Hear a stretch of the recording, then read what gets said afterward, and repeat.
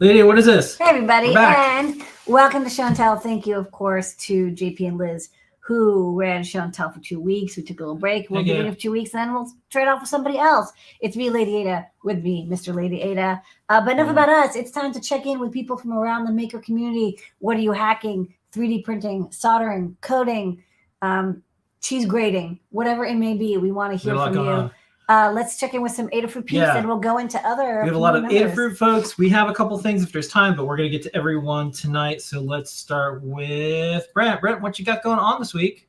Hi, I'm programming, and I'm also doing some design. I've been working on doing displays for Adafruit WipperSnapper. So like right now, if you have a board running this firmware, it doesn't show anything. And we have the Funhouse and the MagTag, which are really great boards, but like you want to see what you're displaying, and you want to see like what's going on during connecting to the internet, which like a lot of users seem to be getting stuck on, and then what you're also sending to the internet. So I've been using LVGL, which is a lightweight graphics library. It's open source, and it's really robust. There's charts, there's widgets, there's gauges, there's everything we need to build a really nice interface for WipperSnapper. So I'm going to show a little bit of my workflow and then a little bit of my progress. So I've been using Figma, which like Tyler, who does the designs for Adafruit, uses. And what's neat is you can bring over the font awesome icons that LVGL uses, and also the fonts that it uses. So you can create really, really easy mockups. And instead of doing like pixel perfect, like drawing it out on a notepad, which is what I've done before, like a grid line like Moleskine, you can actually bring resources in and start sketching things out. And it's been really neat. Like I can do revisions in it. And then do you want me to show your screen? Am I not sharing my screen? Oh no, I got it. Oh, sorry. Yeah. So you can do, yeah. So you can do revisions within this tool, and it's been really useful. So then you can load everything from that tool, and then I'll show my screen again, PT. Yeah. Onto a simulator. So this is like the screen mockup, but as a simulator running the same resolution, scaled up on my Mac. So I don't have to do that compile, re-upload loop. Doesn't touch my device at all. So then when I'm finally ready to start working on the device, the code from the simulator and the code for the embedded hardware are exactly the same. So on my device, which I'll show this. Yeah. So I have my Funhouse. It has the same interface as you saw, and then it actually loads from the file system. These icons light up. So it's connected to connecting to the Wi-Fi of my apartment, and it takes a while because it's an ESP32S2, and then it's up to connecting to I/O. So every step, the icons colors change from gray to green. It's like a Mac starting up with extensions. Like this is powerful. I remember like way back in the day doing PDA development on like Palms and Pocket PCs, and you get this like on-screen emulator, and then one of the values of it was it would match your development. Yeah. What you're about to deploy on your devices, and it really sped things up. So this is cool that we're finally there. Yeah, it's starting to move towards like a very modern workflow for doing embedded graphics instead of just like blitting pixels on a screen. Yeah. Also like having to compile over and over again, and then wait, and then look, and then wait and look. And then upload. That's what really where my time like bottleneck has been, is just like the uploading. Even with CircuitPython, it's still, but doing everything on Figma has been really useful for me. That's cool. Okay, where can folks find out more about this as you continue to do this? We'll probably post it on io.adafruit.com/blog. Okay. And then I'll come by Show and Tell once I get further within progress. And then what I'll do is I'll add it to like Ask an Engineer or something too, so folks can check it out. Oh, we're also 2 devices away from 2,000 WipperSnapper devices. Wow. So if 2 people want to connect, we would hit 2,000 today, which would be really cool. All right. You can do it out there. We'll start having like little YouTube trophies, you know, when you have subscribers and you get a thing. So when we get it'll just be like an award popping up. Yeah. All right. Thanks so much, Brent. Thanks, Brent. All right. Next up, Scott. Hey, Scott, how you doing? Oh, no, you're muted. I'm doing better and better. There you go. Some folks may not know, but I'm at the end of having COVID, which has been fun. So I went head down last week, and I'm finally kind of like booting back up. And the thing that I have on my desk is I have this giant bin. This is my iMX bin. And if you know me, you know that I have a thing for dev boards.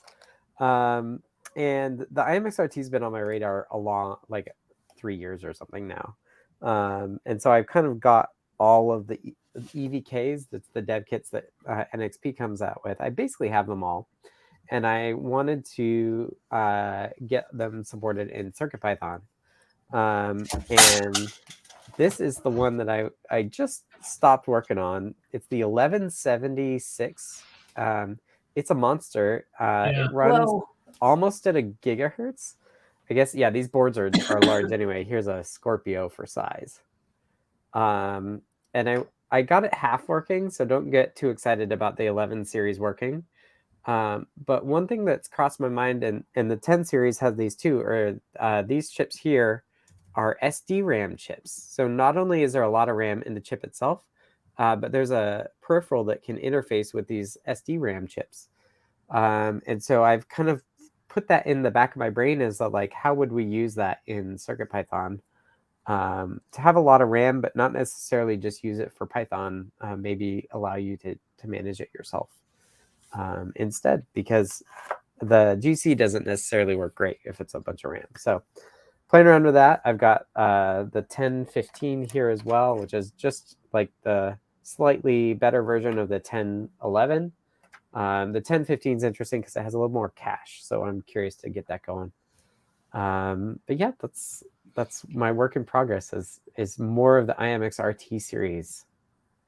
All right, very cool. And I think tonight we have a couple of fun things that we're going to show on the Python on Hardware section in on Ask an Engineer.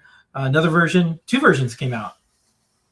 Yeah, Dan's been busy. Dan's been handling all the version stuff, which has been great. So there's a beta of 8.1, and then there's a new 8.05 that is a stable release that has, I don't even remember what the fix is, but Dan's been shepherding all that, and we're kind of hoping to pivot towards 9.0 after 8.1 is stabilized. So that'll include IDF5, which will hopefully bring in support for some of these newer ESP chips. Like I saw you listed the H2.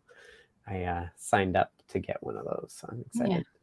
Like I said, I collect dev kits. So. Yeah, we have a similar collection in all of Lemore's bins. It's like, here's there's I have an iMX pile. Yeah, there was a period of time where like every dev board company was like, we're gonna send you our Arduino killer. So Lemore has a bin of things called Arduino and I'd be like, it is going in my bin. Yeah. It's surprising to me that all of these have Arduino pinouts on it. Yeah. Although the 1015 doesn't actually have it populated. Yeah. And then lately, some of the boards that folks are sending us, their feather format. They're like, hey, like we've moved from that pinout to feather format. That'd be great. So times are changing. All right. Yeah, I just would like on some of these EVKs that they would actually label things. Well, no, I mean, like you have to pay a cent for every silkscreen letter. So. Labeling is a service. It's a subscription fee for that. They're getting better, but not very quickly. All right. Well, thanks so much, Scott. Thanks, Scott. And glad you're feeling better. Thanks. Bye-bye. All right. Next up, we're going to go to Jeff. Jeff, how are you there? So it's another day with the iMX RT, and today I've got it hooked up to a nunchuck. And if you want to come back up here, and a speaker. See the speaker? Yeah. So you bring me back big here. I'll show you how my improvised musical instrument works. You can control the volume and the tone of the note from square to sine wave. And you can select a bunch of different chords and add some other stuff. So what I've been working on is adding support for this multi-voice synthesis within CircuitPython. And it will do up to 12 notes at once. And it got merged in today. So it will be in an upcoming beta. And I know JP and Toddbot are looking at doing some stuff with it. And I'm really excited to see what they come up with, because I mean, I've invented a musical instrument, but it's not a very good one. Here's the good news about synthesizers. Nobody who's into synthesizers is good at music. You don't have to. I mean, that's an interesting point, isn't it? That's why you get into synths. Everyone's a musician. So just tweak some knobs. That's what I got. It's like an advanced form of theremin or something. It's very cool. It's kind of like that. I mean, I love the analog aspect of just changing the sound quality, which is just like in Python, it's taking a linear mix of a sine wave as a ULAB array and a square wave, and you just add them together, and it varies how it sounds. And I'm like, well, that was easy. There you go. Now you're a synthesizer developer. All right. Thanks so much, Jeff. Thanks, Jepler. Bye. Next up, speaking of musical instruments, JP. Hey, what you got going on? Well, check this out. Look at this adorable game controller. This is a Fisher Price Game and Learn, I think they might call it. It's a really nicely made game controller shaped toy. And I always ignored this thing when I saw it at Target because I assumed that this was like one button and this was one button that might make a noise or something. But Phil said, hey, check this out. Someone actually converted this into be a real game controller. Take a look and see what's involved. So in its normal state, it does little good nose, light up nose, actually. Little light up nose, a little RGB LED in there. You can pick a couple of modes. That's a real button. It's a real annoying button. Yeah, we got one of these for our kid before we even saw the hack that you're. They're cute and they're well made because they're designed to be played with by someone who's going to whack stuff with it. But the good news is that they, as you can see, it's separate buttons. They have a test pad, really generously placed test pads for everything on there. And so this is based on some tweets we saw from Robert Dale Smith, who converted an existing RP2040 gamepad library written in Pico SDK to our KB2040. If you stop by my show tomorrow, I'll open it up and we'll look at the guts, but you can see some of the guts right there. So mine right now is actually still wired to the microcontroller in there, which is grabbing its power off of the KB2040. But you can see I've got this USB-C cable there. I'm going to turn off the sound because that got annoying for me. And if you look at my screen back here, maybe you can go big on just go big. Going big. Here's a game of Mario playing in an emulator on a laptop over there, and I can actually control it, and it controls really nicely. It's actually a completely serviceable D-pad, which is usually the problem with these things. And I've got all I need is 2 working buttons on there and the start button, which you can see if I press that big one there, it starts and pauses. But meanwhile, it's still doing all that jazz. So you can see the lights are lighting up. That's really annoying. So annoying. Circle, square, circle. It makes you want to jump into the great beyond there after a while. So I'm going to be doing some stuff with that on the show tomorrow, and maybe taking a look at some other of these game line toys that they've put together. But they're really fun, really sturdy. Nice to open them up and take a look and see how they put them together.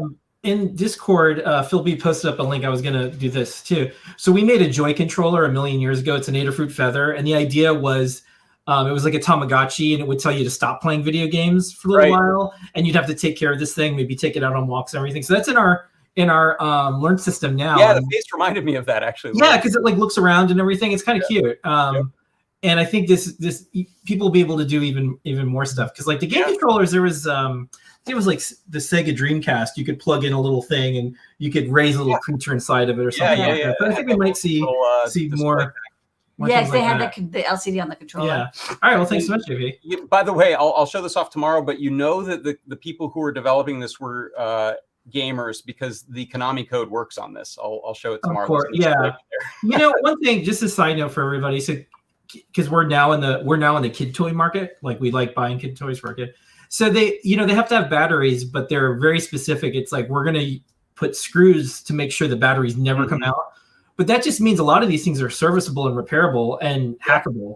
And so these are like really durable enclosures. Like this is a really good game controller. Like people might actually want to do more stuff with it. So. Absolutely. And this thing costs $6.68 on Amazon. Like how could it Like, how's that possible? Yeah, it's so well made. And sell individual buttons. Yeah, and you can get one of our little keyboard boards and play around with it, and now you have a great controller, and you can do all sorts of neat stuff. So, anyways, these are fun projects. Yeah. All right. Thanks. Thanks, JB. All right, thanks, JB. Next up, we're gonna go to Liz. Liz, what you got going on? Hello. I guess it's controller night. It's controller night. Thanks for you got the memo. Yes. So I just wrote up my first CircuitPython library, and it uses the Joy-Con. It uses the Wii Classic controller connected to the breakout for the Nunchuck adapter, because all of these Wii accessories are actually on the same I2C address. So basically, I just added in support so that it recognizes all the buttons, and you can see it light up red when they're. That's and nice. then if I do the joysticks, it gives the XY. And then on the official Wii Classic ones, these are actually like analog inputs, so they're like pressure sensitive. Yeah. And what's nice is there's these like SNES and NES controllers that have the same plug, and they are pin compatible. So if I press a button with this controller, it will also recognize the same code. So this library is now in the CircuitPython bundle if folks want to try it out.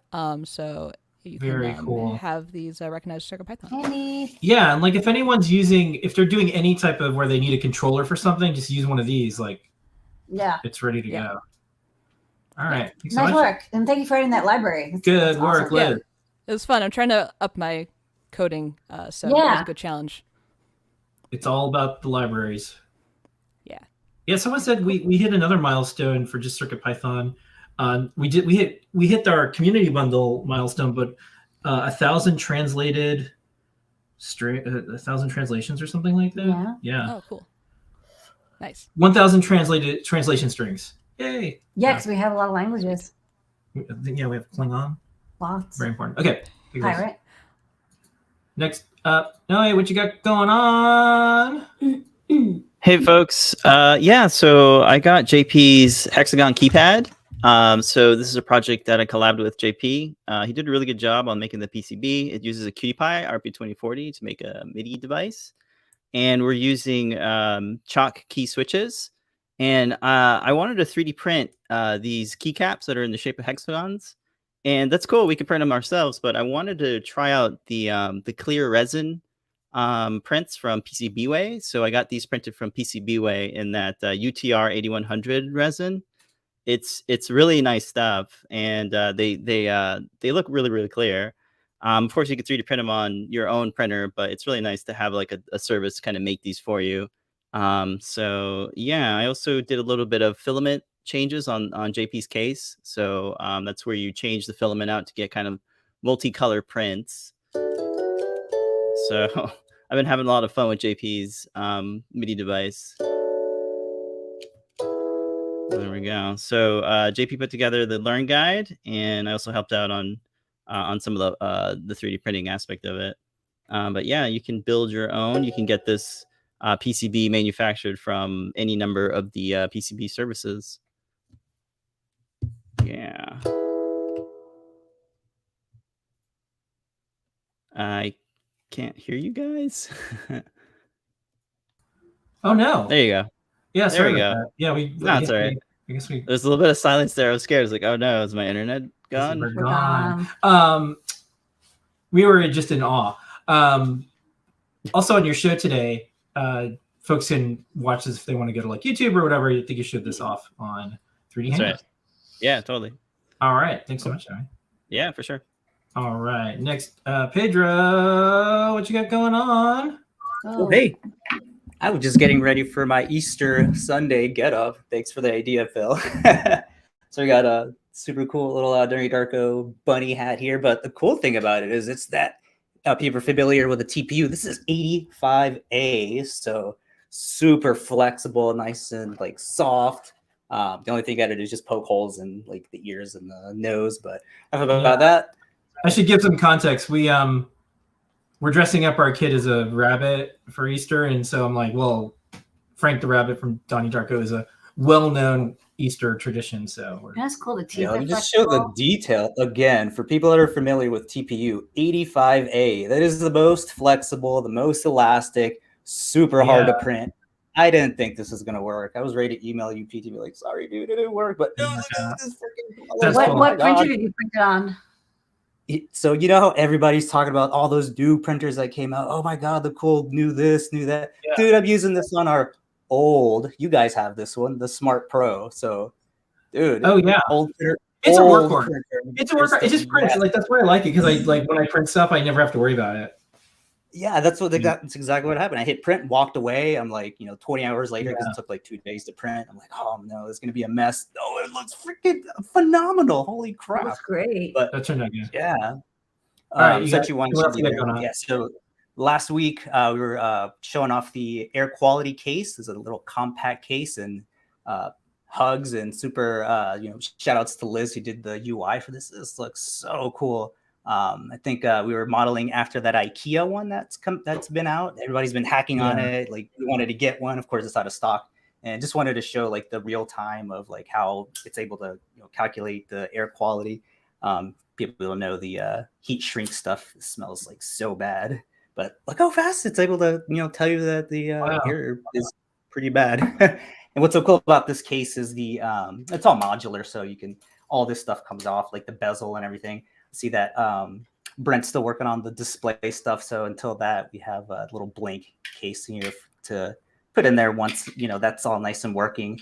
So the one thing I did for the video was make this little cool 3D printed handheld little elastic thing, so you could wear this around. And I just took this around some of the parks to see what is the air quality inside like Batuu or whatever at Star Wars. And it was pretty good. It was like 1 or a 2. What I should have done was taking it to where they have those little race cars where it's all gas and see the number just jump up. It's probably where all the CO2. I'm surprised they didn't switch to electric yet.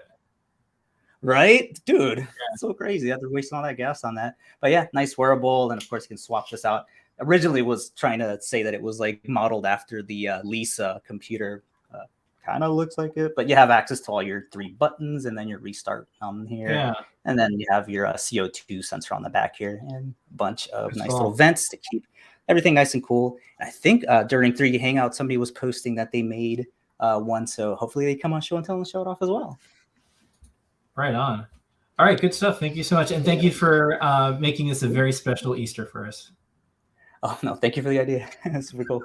All right, take care. All right. Next, Phil B, what you got going on? Hey, if you got people, I can come back next week. No, we're gonna. Okay, we're gonna do all of it. Even if we go a little later, it's okay. Time doesn't exist. Really. That's cool. Okay, so like if I say like anime cyber deck, like a picture comes to mind, right? It's like it's gonna have a handle on one side, a weird offset. It's like I've got Dolly in my head. It's rendering right now. It's and floppy disk. It's got to have a like super industrial logo with like a diagonal stripe on it, right? Yeah, and there's like a corgi with like a lens, and Ooh. This was an actual machine. I don't know which came first. Did anime get it from this, or did this? Oh wow, it's very anime-esque, yeah. Yeah, I don't know, but the AMSTRAD PPC 512 and 640 from 1987. This was the weirdest form factor computer ever. Like, there were the suitcase luggables, and then the lunchbox, and then this is like you have an X-wing fighter and you need to bring a laptop with you. Okay, cool. This was like the platypus of portable computers. Nothing followed this form factor. It looks like something from like the Alien universe too. Like it's a some Nostromo thing. But it was a portable computer. Weird. That you could tote it around. And this is the strangest thing. It could be powered off 10 D batteries. 10 D batteries. C cells, yeah. Because like lead acid or whatever you'd had that was too sci-fi at the time. Yeah. So it had this option to run off C cells. I wouldn't call it a laptop because it's just too freaking huge. But anyway, I love the CyberDeck aesthetic of it. And these are not rare museum pieces. And another thing, also, the screens very often go bad on an old one. Yeah. And so if you want to like retrofit like a Raspberry Pi in it or something, you don't have to feel bad about it because like I say, they're not rare. They're not super valuable. You can find them on eBay. You know, if you find a beat up one, it might be under $200, and you could stick a Pi in there. Yeah, whatever you like. But cool. Good find. It's such a bizarre ass form factor, and totally looks like, you know. Can I see the size? There's a floppy drive on the side there. Yes, of course. There's Dual. two. Okay. No, there's two, of course. Come on. Yeah. One for boot, one for apps. Yeah. Yeah. Okay, cool. But strange item that just nobody ever revisited this form factor. Yeah, for reasons. Yeah, I wonder why. Yeah. It looks like some type of like AT&T telephone transformer. Like you have to like this is how you repair a switchboard in 1986 or something like that. Yeah, I pulled it out a couple days ago for a friend. He thought I had a defibrillator. Oh, that's a good idea. Yeah, but even the logo just screams anime. Yeah, That's cool. Yeah. All right, good find. Thanks so much. Nice work. All right, next up, Matt. How you doing, Matt? What Hey, you got Matt. going on? Hey, can everybody hear me? Yeah. Hey, so I'm Matt from DC, and my recent project I've been working on for too long. This is called a calendar ring, and it's not in its form factor; it's just still in the reel. But basically, I wanted a visual indicator of what's like how far we are in the year, and so I wanted to put this 365 LED ring on the wall. That's cool. And there's a real-time clock and a rangefinder. And the first day of every month is highlighted. The solstices and equinoxes are highlighted in the purple. Today is the green day right here, and it's pulsing. And then I have a rangefinder, so if I get close to it, it'll light up on the wall. Oh, neat. And so, yeah, it's been a really cool project. However, I've been trying to use the dot star array, the dot star Adafruit stuff, and I'm having serious trouble with the dot stars and the serial outs for debugging stuff. And so the dot stars have a tighter density of LEDs as opposed to the NeoPixels. And so I was just basically hoping I'll put my project in the chat if anyone can show me what I'm doing wrong with the dot stars. Yeah. Because I cannot get the dot stars to interact with the rest of my code, and it's just causing all these ridiculous errors that I cannot figure out. So yeah, hang out in the chat. There's someone who knows something that'll help you get in the right direction. This is neat. It's like a light up progress bar for the year. Very cool. Yep. All right. Well, thanks so much, Matt. And if you get everything working, come back. Yeah. Okay. Thank You'll you. have it. You could set it on your calendar until the end of the year. You could put it on your calendar. All right. Thanks, Matt. All right. Next up is Sai. How's it going? Hi. So April is Citizen Science Month. So I built a data logger that's the size of a key fob using cool. the RP2040 microcontroller. So like when you want to do data logging, you can just connect it to your phone. It powers off of the USB-C port of an Android device. And I have an air quality sensor here, but you can connect any sensor of your choice for data logging. That's a good idea. Yeah, and I do plan to develop an Android app so that the data could be logged using an Android app. But for the time being, I also added a micro SD card slot. So you can insert a micro SD card and log data locally and copy the data over. That's cool. Yeah, I plan to develop and design an enclosure so that I don't break this USB-C plug. It's a little touchy when it comes to like breaking this connector. So I need to design an enclosure to support it and whatnot. This is a great idea. If you get everything going where you want it to be by the end of the month, drop me a note and we'll make sure we get the word out, because this is one of the things that we've seen. Like there's a lot of air quality sensing that people are doing depending on what natural disaster or who knows what's happening. People want to be able to do stuff, and this is a neat way. Isn't there might be some apps that work with this already, so you don't have to develop an app. I'm trying to think, like maybe Nordic has something where you can get, I don't know if it logs though. Nordic might, yeah, I don't know. Yeah, anyways, there might be something out there that can, well, you have an SD card now, but there might be something that could do the logging now, because it's kind of a pain to develop apps. Yeah, I agree. So I plan to at least get the serial port going by then. Yeah. All right. Well, thank you so much, and happy Citizen Science Month. Happy Science Month. Thank you. All right. Next up, we're going to go to Paul, Guy, and then DJ, Devin. Paul, what you got going on? I am happy to announce that after being on hiatus for a few months, the CircuitPython show will be back on Monday. Yay! Yay! So first up, I'll be interviewing Danny Staple, who just released a book called Building Robotics with Raspberry Pi Pico, and he also used CircuitPython, so we have a great chat about that. So for everyone who hasn't added it to their various ways of listening to podcasts or whatever, what's the best way for folks to subscribe? YouTube or podcatcher? What are they? Your favorite podcatcher. I'm on all the platforms, whether it's Spotify or I've got a YouTube channel too. So however you want to find it, it's there.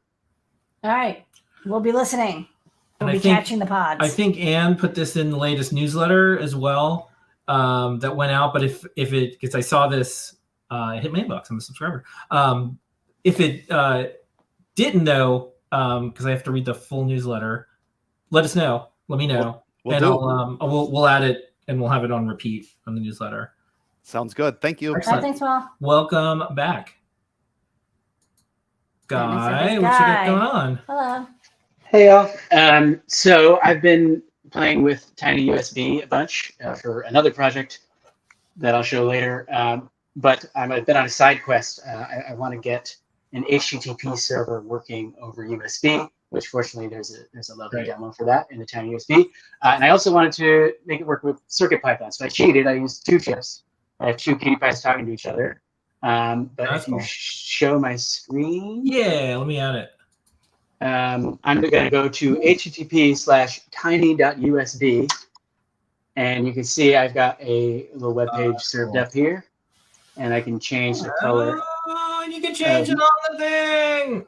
And the cool part about this is since it's just HTTP over USB, Ethernet over USB, there's no configuration at all. I could give this to anybody. They plug it into USB, hit the URL, and Google did something similar.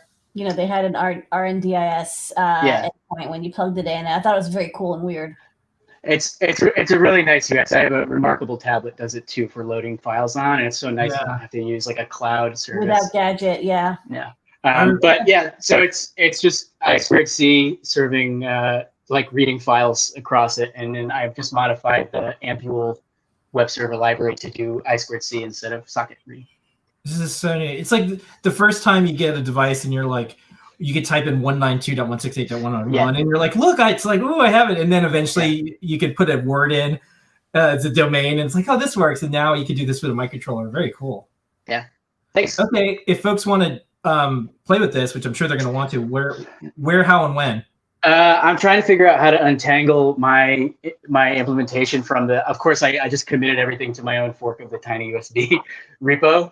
In the examples folder, so I gotta untangle all that stuff, and I'll make sure I post it. I'll put it on the Discord and on Twitter. Yeah, drop me a note too. We'll put it in the newsletter. This is really cool. Oh, thanks. All right, thanks so much, Guy. And we're gonna wrap up with DJ Devin. What you got going on? Oh, there we go. Can you hear me? Yeah. Oh, okay. 1 second. I actually have notes this time. I don't want to forget anything. Okay, this is an update from last week. This project uses 2 Adafruit Blue alphanumeric backpacks and Adafruit ESP32S2 Feather, which is built into the enclosure, and a 350 milliamp battery just in case of power loss. And this is a new redesigned custom 2-piece snap fit, thanks to Noe and Pedro for teaching me how to do that. There is a Python script running on the PC that goes out to Steam, downloads some CSV formatted files, parses them to JSON on the PC, copies the JSON file to the CircuitPython device, and then that's basically what you're seeing. I've edited all of the text though to be like completely obfuscated now. So yeah, wow, that's not real data from Steam, but it's an example. So yeah, that's working. And I will show the insides now because I am quite proud of this 3D design. So it's got a little crossbar in there that's where you slide the alphanumeric underneath of it, and it kind of feels like you're loading a gun magazine when you slide it under there, and then you add the second one. This is all on Stemma. And then mounted on the crossbar is the ESP32 feather. And then this little, there's a tiny little thing there for the battery, which I forgot to do an infill stopper. So half of that is actually filled with infill that I cannot get out of there. But the battery, the tiny little battery fits. So yeah. All right, and thanks it's just for really bringing cool. it by.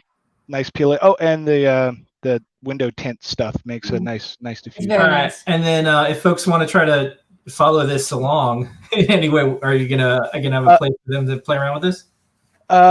For this eventually for the Steam partner API, yeah, I think so. That'll probably be on the GitHub.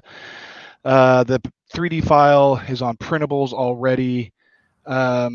As for the generic demo, because there's two different versions. One is a CSV version that actually parses it on the ESP32 itself, like 64 kilobits of data parsed through a CSV file. Then the other one is the Python that runs on the PC. Okay, wait. We do have to get going. Okay, I'm sorry. So I'm not sure, but I want to make sure you can tell you're about to go into a whole thing. Yeah, post up my GitHub eventually. That's all I said. Great. Yeah, post up in the chat. This is really neat. All right, thank you. Have a great night. All righty, we got through everybody. That was a big show. This is epic. Epic. We're going to be here next week. We'll see everybody. Thanks for making this the best half an hour of the week every single week, whether we're hosting or if it's one of the Adafruit team members. Thank you so much. Thanks for coming in with some awesome projects. Ask an Engineer starts in -5 minutes. As fast as I can press the buttons. Bye. Bye, buddy.